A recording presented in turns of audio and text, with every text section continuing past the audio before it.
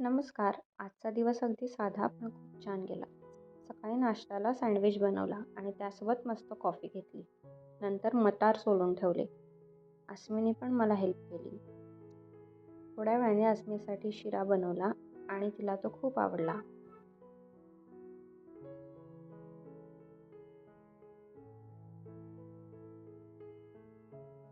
नंतर मेथकूटसुद्धा केलं. तिला तूप, मेथकूट आणि भात खूप आवडतो. संध्याकाळी अस्मीचे बाबा भडंग घेऊन आले. रात्रीच्या जेवणात तिखट दाल आणि राईस होता. आज दाल खूपच टेस्टी झाली होती.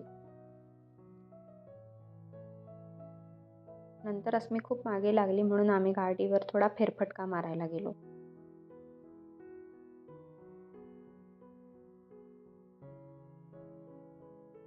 परत आल्यावर तिला गार्डनमध्ये जायचं होतं म्हणून थोडी रडारड झाली.